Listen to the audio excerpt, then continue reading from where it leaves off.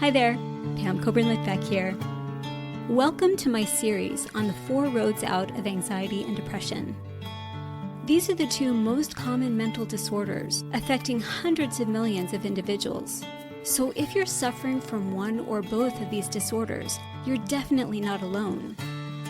Before we talk about the 4 roads out, let's talk about the main road in, stress. I have a really important reason for sharing it with you.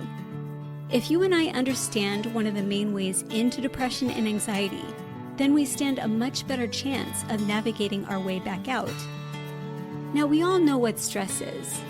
Stressors are the pressure points of life, in our jobs, relationships, finances, and in our health.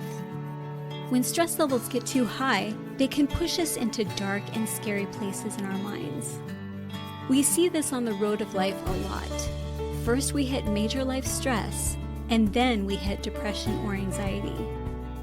But here's my question. What happens in between? Do we understand how stress so often leads to mental disorders? Yeah, we do, at least partly. As a brain researcher myself, I've been studying this for a long time now. And what I've learned is, stress leads to depression and anxiety in 4 steps. First of all, you've probably noticed that while all of us get stressed, not all of us get depressed as a result. And this is because some of us are more vulnerable than others due to pre-existing factors in our lives. Some of us are on a rockier road than others. We're dealing with chronic stressors like medical illness, financial troubles, and relationship problems. Some of us have also experienced severe stress or trauma before. When this happens, and especially in early life, like childhood abuse, it sets the stage for depression or anxiety later on down the road. Some of us are also driving a more vulnerable vehicle. And what I mean is, there are things about us personally that increase our depression or anxiety risk. Maybe it's our gender, since women are more prone to depression than men. Other vulnerabilities include our genetics, medical issues like inflammation, and psychological or personality factors that darken our view of the world.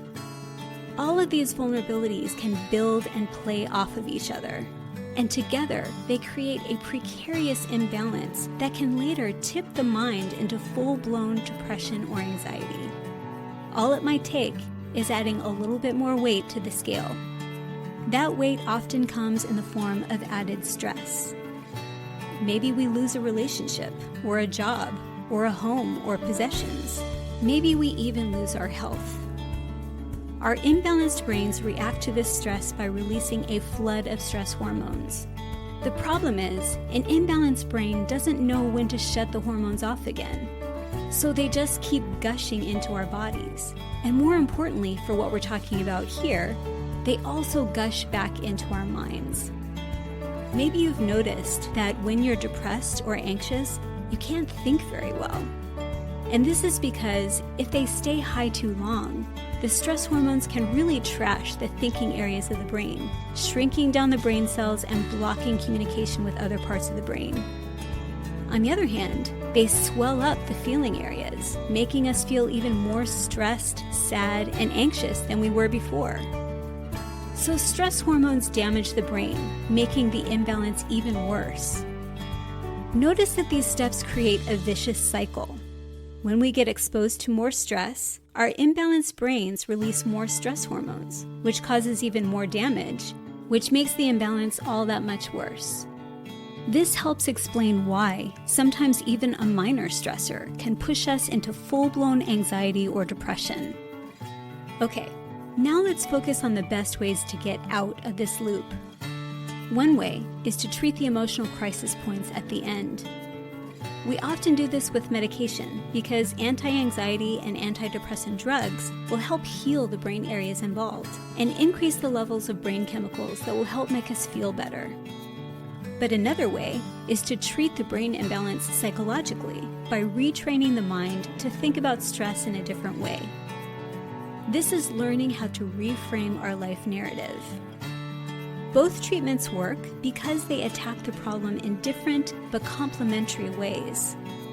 The rest of this series we're going to focus on the second, reframing our life narrative, and I really hope you enjoy it. Please like and share this content, and take a few seconds right now to subscribe. Thanks so much.